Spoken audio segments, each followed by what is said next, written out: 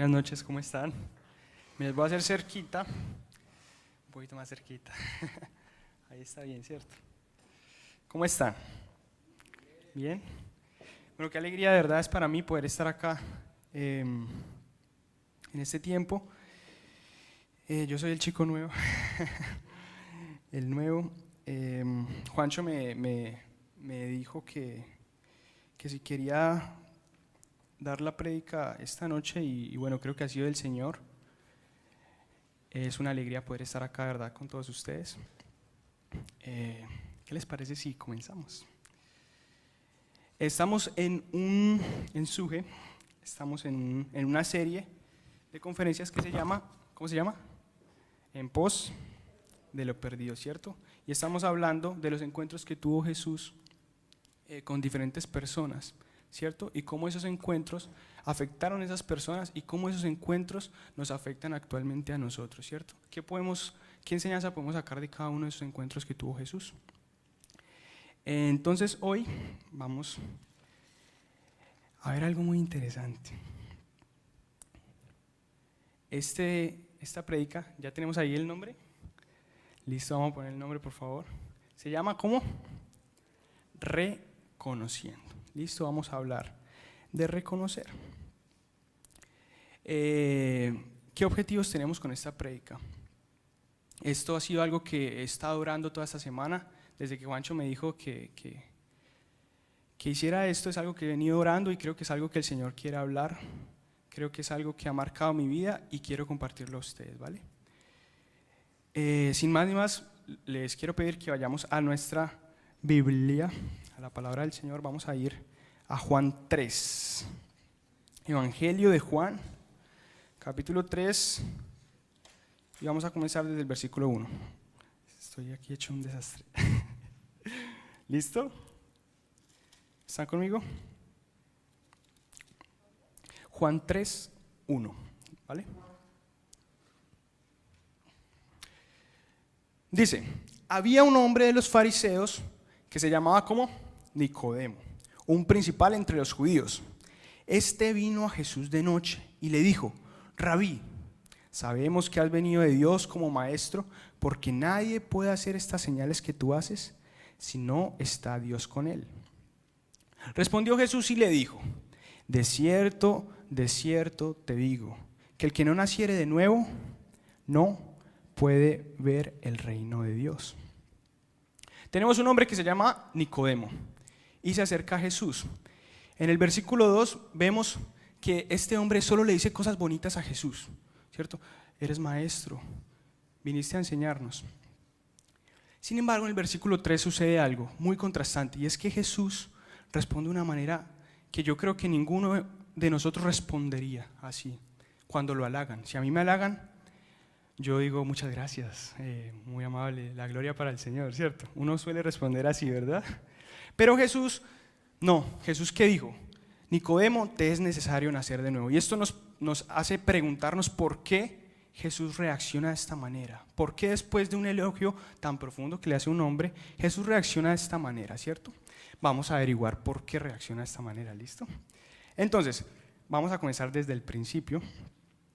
Vamos a leer un poquito más atrás para entender, ¿vale? Vamos a leer San Juan 2, versículo 23. ¿Están conmigo? Dice: estando en Jerusalén en la fiesta de la Pascua, ¿quién? Jesús estaba en Jerusalén en la fiesta de la Pascua. Muchos creyeron en su nombre viendo las señales que hacía. Pero Jesús mismo no se fiaba de ellos, porque conocía a todos y no tenía necesidad de que nadie le diese testimonio del hombre, pues él sabía lo que hay en el hombre. De aquí podemos sacar nuestra primera razón de por qué Jesús ante un elogio reacciona como reacciona en el capítulo 3. Y la respuesta está en el 25. Jesús sabe lo que hay en el hombre. ¿Qué pasa?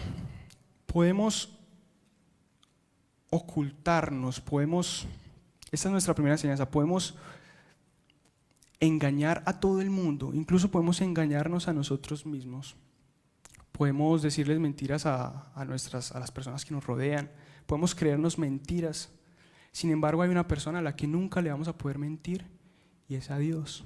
Jesús sabe lo que hay en nuestros corazones. La Biblia dice que estamos desnudos delante del Señor. No podemos ocultar ni lo más profundo, ni el miedo más profundo, podemos ocultarlo delante de Dios. Jesús nos conoce, Dios nos conoce. ¿Por qué? Porque Él nos hizo. No hay máscaras delante de Dios. Delante de Dios estamos desnudos. Y la desnudez es símbolo ¿de qué? Es símbolo de intimidad, es símbolo de que no puedo ocultarme nada en los bolsillos, no tengo pantalón para meterme algo, ¿cierto? No tengo alguna prenda para esconder algo. Estoy como Dios me trajo al mundo, ¿cierto? Así lo dice la Biblia. Esta es nuestra primera verdad. No podemos ocultar nada delante de Dios. Esta es la primera razón por la cual Jesús reaccionó como reaccionó. Jesús sabía lo que había en el corazón de Nicodemo, a pesar de las bonitas palabras que decía. Listo, vamos a seguir en nuestro versículo. Perdón que cierre la Biblia. Dice, en el versículo 1, había un hombre de los fariseos que se llamaba Nicodemo, un principal entre los judíos. Dice que el hombre era ¿qué? Un fariseo, ¿verdad? ¿Qué significa ser un fariseo? La palabra fariseo viene del hebreo perusim o del griego fariseo, que nosotros leeríamos como parisao, ¿cierto? Los fariseos eran un grupo del pueblo judío que se cree que se formó durante la cautividad de Babilonia. Hay varios libros en la Biblia que nos muestran todo este proceso de la cautividad de Babilonia, libros como Reyes, Segunda de Reyes, al final del libro de Segunda de Reyes, al final del libro de Segunda de Crónicas se nos muestra cómo el pueblo judío es exiliado a Babilonia. También encontramos algunos profetas como lo son el libro de Daniel, el libro de Nehemías y el libro de Esdras. Se cree que este grupo nace en este periodo de la historia del pueblo judío. ¿Por qué? Porque cumple una función especial. En su principio, el grupo se encargaba de interpretar y enseñar la ley, de interpretarla y enseñarla textualmente. ¿Cuál ley? La ley mosaica que Dios dejó a Moisés. ¿Listo? Era un grupo muy cercano al pueblo. Habían dos grupos en Israel muy importantes, los saduceos y los fariseos. Los saduceos eran los que eran más de la élite, por lo tanto no se acercaban tanto al pueblo. Y los fariseos eran clase media alta, tenían un poco, digamos, menos de posición social, sin embargo eran más aceptados por el pueblo por la misma cercanía. Es decir, que muchas enseñanzas del pueblo que los fariseos decían al pueblo eran bien vistas, eran bien aceptadas, tenían mucha autoridad y mucha acogida, eran como las estrellas del momento, ¿cierto? Eran como los maestros del momento. Eran líderes en donde estaban. Para ser fariseos debían tener unos requerimientos muy importantes, debían ser muy estudiosos y muy importante, pertenecían a una asamblea o corte suprema del momento que se llamaba el Sanedrín. El Sanedrín se componía por 71 hombres de todo Israel, ¿listo? Uno era el sumo sacerdote y 70 hombres muy importantes de todo Israel que incluso tenían tanta autoridad que podían juzgar en algún momento al rey, ¿listo? Este hombre, esto que estoy leyendo de los fariseos, esto que les estoy exponiendo, esto era Nicodemo. Era un hombre con muy buena posición social, era un hombre muy escuchado por el pueblo, era un hombre al cual le creía el pueblo, ¿listo? Era un hombre que sabía la ley, que conocía la ley, conocía la palabra de Dios, podríamos decir que de derecho al revés, ¿cierto? Bueno, en todo sentido la conocía, ¿listo? Este era Nicodemo. Los fariseos, hoy actualmente la carga semántica que tiene la palabra fariseo es muy distinta. Hoy entendemos fariseo como alguien hipócrita, ¿cierto? Pero en ese momento no era así. En ese momento eran personas muy respetadas. Jesús tuvo varios encuentros con los fariseos.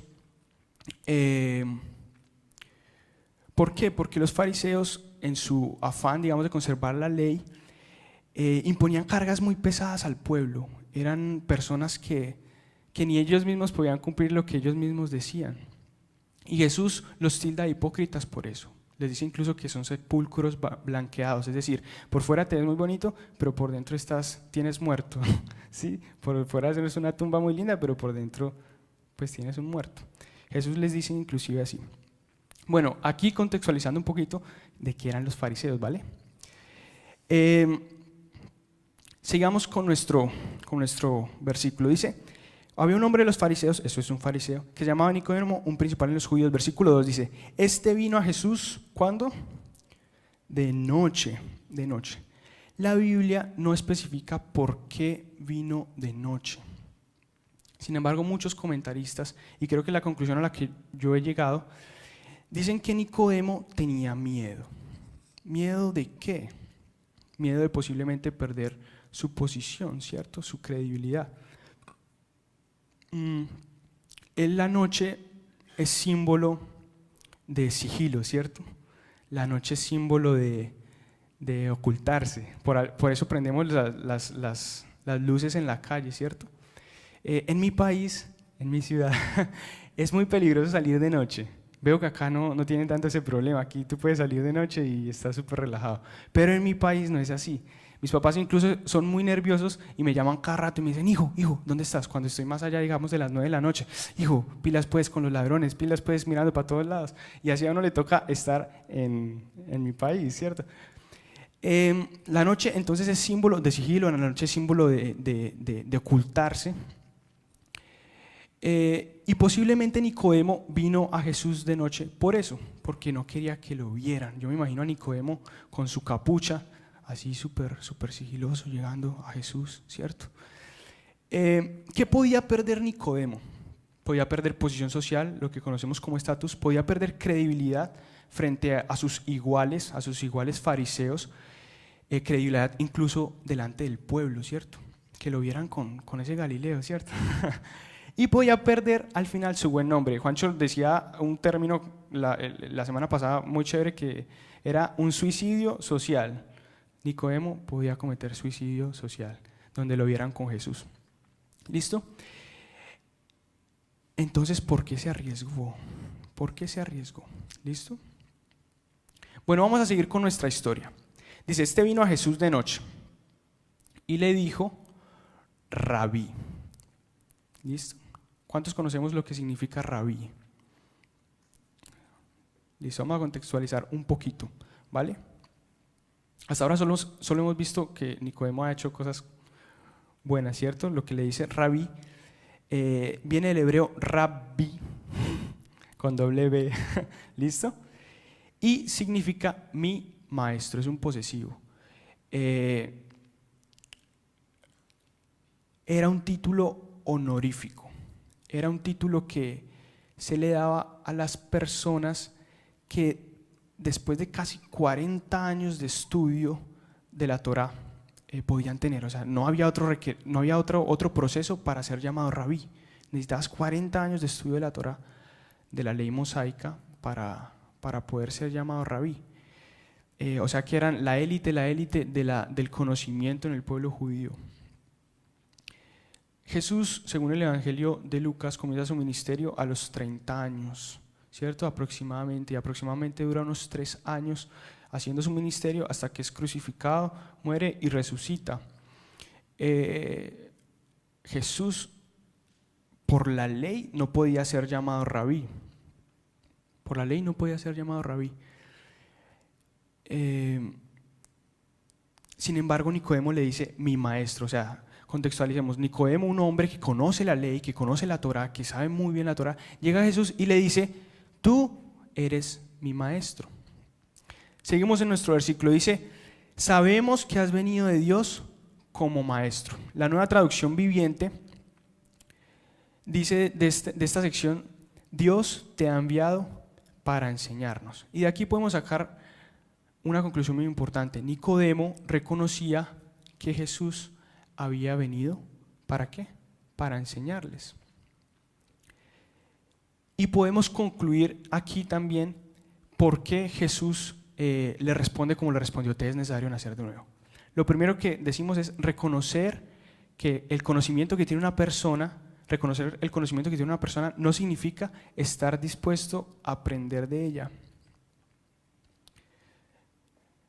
Nicodemo llega y le dice, ¿tú has venido para enseñarnos? Y Jesús, entre líneas, ve que él reconoce que él es maestro, pero tal vez ve que Nicodemo no está dispuesto a aprender. ¿Listo?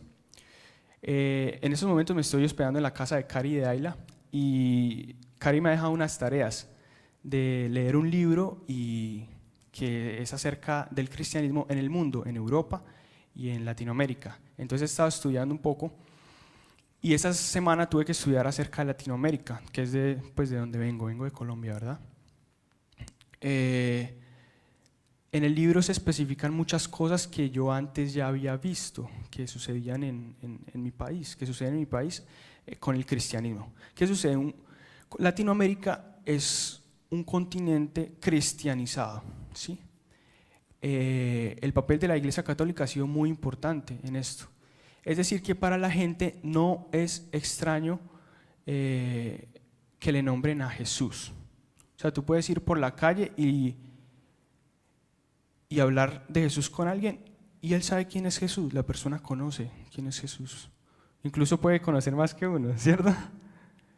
¿Qué sería extraño en Latinoamérica, por ejemplo? Que les hablaran de, no sé, de alguna cultura asiática o de algo hindú, ¿cierto? Shiva, Kali, ¿cierto? Eso es súper extraño tal vez para nosotros, ¿verdad? Los latinoamericanos. ¿Qué sucede? Este cristianismo religioso que hay en Latinoamérica hace muy difícil que la gente llegue a los pies de Cristo de manera real. De la iglesia de donde vengo, de Senfol, de la ciudad de Pereira, solemos hacer campañas evangelísticas y salir con muchos jóvenes y salir con las personas que quieran salir con nosotros a evangelizar, a hablar del Señor. Y tú cuando evangelizas encuentras todo tipo de personas. Está la persona que es muy grosera, que no te escucha. Está la persona que ni siquiera, digamos, tú le dices, hey amigo, regálame 5 minuticos, no te para, ¿cierto? Sigue derecho. Está la persona que se pone brava. Está la persona que te mira feo. O está la persona que está muy interesada y te argumenta muy bien, te argumenta por qué cree en lo que cree. Y ese ejercicio es muy bueno en el sentido de que tú puedes confrontar tu fe, yo puedo confrontar mi fe al evangelizar, porque me encuentro con situaciones que no controlo, con personas que piensan distinto. Confronto mi fe, veo cómo piensan las otras personas y el Señor hace la obra, el Señor toca a algunas personas. Sin embargo, hay un tipo de personas que siempre me ha producido como maluquera, en mi país le decimos maluquera, como tan molesto. Y son las personas que te escuchan y te dicen, ve, muy bonito, qué joven tan educado, qué joven tan bello. Necesitamos gente como usted en el país, ¿cierto? Y te dicen así, y te reconocen y te dicen, ve, un joven que está con Diosito, con mi Diosito, con Chuchito. Hermoso, lo felicito, joven, ¿cierto? Y eso siempre me ha producido como incomodidad, ¿cierto? ¿Por qué? Aquí es donde llegamos a nuestra siguiente verdad. Porque el conocimiento teórico no quiere decir vivencia. ¿Listo? Puedes conocer toda la Biblia del mundo, puedes saber los versículos al derecho y al revés, como Nicodemo conocía toda la Torá, era fariseo, por ley era fariseo. Puedes conocer toda la Biblia, habértela leído 10.000 millones de veces. Bueno, exagerado es un poquito, ¿cierto? Puedes habértela leído mucho y puedes no vivir lo que dice la Biblia, ¿sí? A veces nos pasa como los hámster. ¿Alguno ha tenido un hámster de mascota? Yo tuve varios hámsters cuando niños. Los hámsters, déjenme decirles, son como ratoncitos chiquitos. Y los hámsters, tú les pones una zanahoria y se la comen y se llenan los cachetes, ¿cierto? Y les pones un maní y siguen llenándose los cachetes. Y se embuten todo, hasta que quedan así gorditos, muy lindos, con toda la comida acá en los cachetes. ¿Y sabes qué hacen los hámsters después? Se van a la esquinita, cavan un huequito y echan toda la comida, ¿sí? Después de habérsela metido a la boca. Así nos puede pasar, podemos embutirnos con mucha Biblia y no digerir nada. No nos estamos alimentando, ¿cierto? Estamos tal vez consumiendo mucho, pero no dejamos que el Señor toque algo en nosotros, que nos toque las fibras, lo íntimo, ¿listo? No seamos cristianos hámster, ¿cierto? Más bien comamos poquito y meditemos, seamos más bien como las vacas que rumean, ¿cierto? ¿Si has visto lo que hacen las vacas? Todo el tiempo, incluso tienen varios estómagos, ¿cierto? Eso dicen, ¿cierto? Que comen un poquito y devuelven y vuelven a comer, ¿cierto? Porque es necesario rumar, necesitamos ser cristianos vacas y no cristianos hámster, ¿cierto?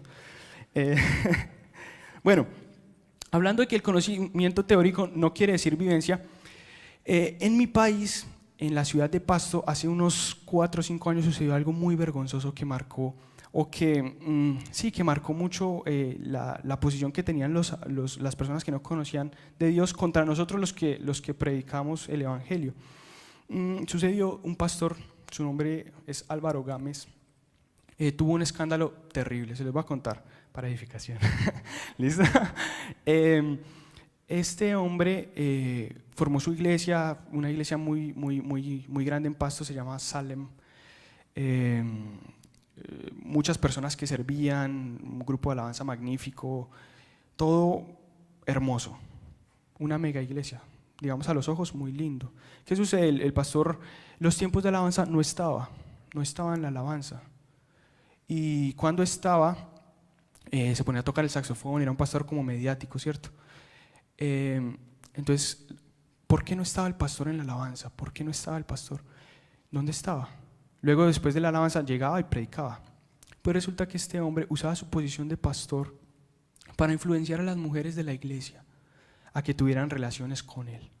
Entonces, en la alabanza, mientras la gente adoraba al Señor, mientras habían personas que eran tocadas por el Espíritu Santo, este hombre estaba pecando, ¿sí? Lo descubrieron, salió en todos los medios, de ahí se agarraron todas las personas para criticar el cristianismo. ¿Lo has visto el caso? ¿No? Pero eso pasó. ¿Y qué pasa? Usted puede decir, uy, no, qué man tan terrible, uy, no, horrible, o sea, desventurado. A uno le sale como muy desventurado, sí, desventurado. Pero ¿qué pasa? Eso me puede pasar a mí. Y a usted también le puede pasar. Es algo muy grueso lo que estoy diciendo, pero es verdad. La Biblia dice, el que crea estar firme, mire que no caiga. ¿Qué se necesita para caerse? Estar parado. Ni siquiera parado, no sé, arrodillado. Se puede caer, ¿cierto? El que crea estar firme, mire que no caiga. Alguna vez hablaba con un amigo de una iglesia en Pereira y me decía algo que me quedó marcado, digamos y que ha definido mucho lo que es mi cristianismo. Y me decía, pana, tú puedes tener vacaciones del colegio, puedes tener vacaciones de la universidad, es saludable, ¿cierto? No estamos en contra del descanso. Pero no puedes darte el lujo de tener vacaciones de Dios. No puedes darte el lujo de tener vacaciones de Dios. Porque cuando tenemos vacaciones de Dios, cuando dejamos de orar, cuando dejamos de buscar su palabra en intimidad con Él, ahí es donde pasa lo peor. Nos volvemos débiles y nos vamos enfriando como sin darnos cuenta. Eso es lo más terrible, que uno se da cuenta hasta que algo te hace despertar, te enfrías y no sabías que estabas frío. No sabías que estabas frío. Incluso el mismo pecado puede apartarte de la comunión con Dios, o más bien no de la comunión, sino del gozo de la salvación. Cuando pecas tú te sientes tan horrible, te sientes tan, uy Señor, ¿qué es esto? Perdóname. Y eso es lo que David definía como el gozo de la salvación. Cuando pecó, el gran pecado de David, él decía, Señor, Señor, devuélveme el gozo de tu salvación, devuélveme el gozo de tu salvación, esa seguridad de que estoy contigo, porque el pecado rompe la comunión. Sabemos que el Señor siempre va a estar, pero el pecado rompe la comunión, algo pasa. Y estaba en una prédica hace algunos años y un pastor decía lo siguiente: cuando peques, arrodíllate al instante, confiesa, pero no dejes que el pecado te aparte del Señor, no dejes que eso pase, porque ese es el objetivo del pecado, apartarnos del Señor. No dejes que eso pase, inmediatamente arrodíllate, inmediatamente quebrántate del Señor, quebranta tu espíritu, rasga lo que dice la Biblia, no los vestidos sino el corazón, rasga el corazón delante de Dios. Pide perdón, que incluso que no haya excusa para no buscar la presencia de Dios. O sea, tenemos que buscarla. No podemos dar un respiro a nuestra intimidad con Él. Podemos dar un respiro a todo lo demás, pero a Él no. A Él no. Porque Él es Dios y porque nos conviene a nosotros, ¿cierto? Nos conviene. Listo. Entonces, conocimiento teórico no quiere decir vivencia. Sigamos. Nicodemo lo elogia al Señor otra vez y le dice, porque nadie puede hacer estas señales que tú haces si no está Dios con él. En este momento Nicodemo reconoce algo especial en Jesús. ¿Qué? Que Dios está con él, ¿cierto? Nadie puede hacer estas señales que tú haces si no está Dios con él. O sea, Jesús, Dios está contigo. Y de aquí podemos sacar otra verdad. Nicodemo identificaba la presencia de Dios. Sin embargo, identificar la presencia de Dios no significa conocerla. ¿Listo? Podemos identificar la presencia de Dios, pero podemos no conocer al Dios de esa presencia. ¿Sí me hago entender? Quiero mostrarles una foto de un amigo. Tenemos ahí la foto de mi amigo. Toda la vida he sido prejuicioso. Bueno, ahí estamos, ahí se ve más o menos. Yo soy el de la mitad, antes tenía el pelo un poquito más largo. Y bueno, la persona de acá, él se llama Michael. Bueno, les quiero contar un poquito. Yo vengo de la ciudad de Bogotá, de Colombia. Es una ciudad donde hay que estar muy desconfiado, la verdad. Lo que les decía de que sales por la noche y te roban, es cierto. Es cierto, entonces aprendí a ser desconfiado. Y en esa desconfianza aprendí a ser prejuicioso. A que alguien veo mal vestido y uy, ese man debe ser ladrón, o esa persona debe ser como, uy, cierto, me cruzo la calle, ¿cierto? Aprendí a ser así. Y el Señor ha estado tratando eso en mi vida. ¿Por qué pongo la foto de Michael? Michael llegó un día a la iglesia. Y Michael, hay que admitirlo, es pintica. Lo que decimos es bonito, o sea, tiene presencia. Michael tiene presencia. ¿Qué sucede? Yo lo vi y lo vi como una amenaza. Como, uy, es una amenaza, ¿cierto? Aquí estoy contando infidencias. Pero entonces resulta que el prejuicio te hace ver a las personas como amenazas. ¿Sí? Eso pasa con el prejuicio, te hace ver a las personas como amenazas. Entonces, uy, aquí llegó esta persona, porque es que saben que llegó en moto. Llegó en moto y yo nunca he conducido ni una moto ni un carro. Entonces llegó en moto y llegó con sus guantes súper cool. Y en ese momento llegó con un chaleco, o sea, en tierra caliente y con chaleco de como de pana. O sea, súper cool, ¿cierto? Entonces, al principio no me entró fácil, ¿cierto? Sin embargo, comenzó a venir a la iglesia y yo comencé a hablar con él, comenzamos a hablar. Y me di cuenta que todos esos prejuicios que yo tenía en mi cabeza, la manera en la que yo lo identificaba a él, le puse una etiqueta, gomelo, creído, no sé, amenaza, ¿cierto? Todo eso que yo identificaba en él era totalmente falso. Era totalmente falso. ¿Sí? ¿Qué sucede? En la convivencia es donde realmente conoce a la persona. Cuando comencé a conocer a Michael, me di cuenta que era una persona supremamente humilde. Era tan humilde, era tan sediento de Dios, un hombre con un corazón tan dolido y con tanto celo tan profundo de Dios, que incluso llegó a ser una muy buena amistad con Michael. En estos momentos Michael comenzó a dirigir el grupo de jóvenes de allá de la ciudad. Se casó antier, imagínense. El Señor le regaló a su esposita. Ya no es amenaza así. Exactamente. Incluso Michael, digamos que ahora siento la confianza de sacarle todos tal vez mis dolores, todos mis miedos. Ha sido como una persona en la cual me he refugiado mucho para comentarle mis cosas, ¿cierto? Mis conflictos. ¿A dónde voy con todo esto? Que la imagen que tenía al principio era totalmente falsa. Era totalmente falsa de lo que era Michael en realidad. Y ¿sabes qué? Así nos puede pasar con Dios. Podemos tener una imagen falsa. Y me atrevo a decir que siempre tenemos una imagen equivocada de Dios. Muchas veces hablaba con una persona esta semana y me decía, yo tuve un papá ausente y eso incluso me afectó en algunos campos de mi vida, incluso afectó la manera en la que yo veía a Dios, y en ese momento el Señor me habló y yo decía, claro, tiene totalmente sentido, tiene total sentido. La primera imagen que tienes de Dios puede ser la imagen que tuviste de tu papá, ¿sí? Y cómo tener una imagen de un Dios presente si tu papá fue ausente, ¿cierto? O cómo tener la imagen de un Dios misericordioso si tu infancia fue difícil. Tiene mucho sentido.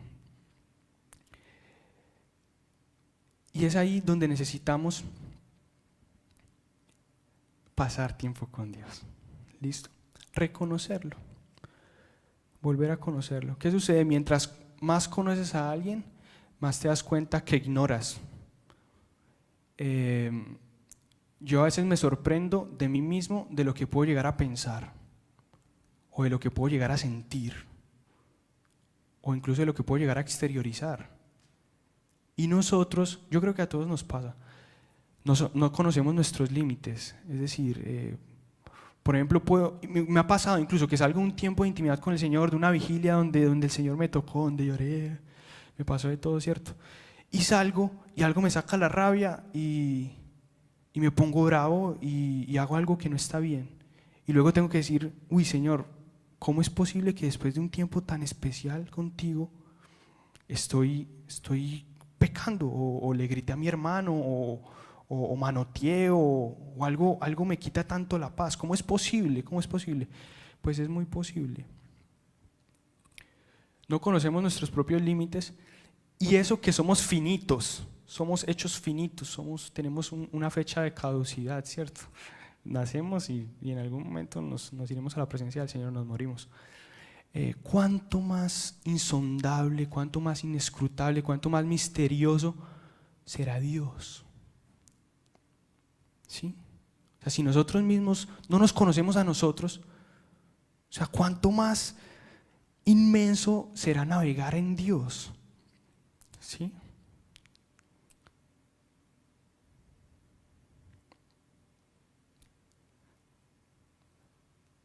Vamos a seguir. En el versículo 3 ya viene la respuesta que Jesús le da a Nicodemo. Y le dice, respondiendo Jesús le dijo, de cierto te digo, que el que no naciere de nuevo no puede ver el reino de Dios. Jesús entonces deja a un lado todos estos elogios que le dice Nicodemo, las palabras bonitas que le dijo, y tal vez reconoce esto que les dije, que Nicodemo reconocía la enseñanza de Dios, pero no quería vivirla, que Nicodemo tenía conocimiento teórico, pero no tenía vivencia, que Nicodemo identificaba la presencia de Dios, pero no conocía al Dios de la presencia.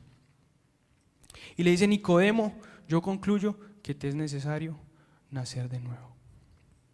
Y durante todo este capítulo, hasta el versículo 15, habla del nuevo nacimiento. Dice que es un nuevo nacimiento que no es de la carne. Dice que es un nacimiento que es producido por el Espíritu, lo da el Espíritu y hace vivir nuestro espíritu.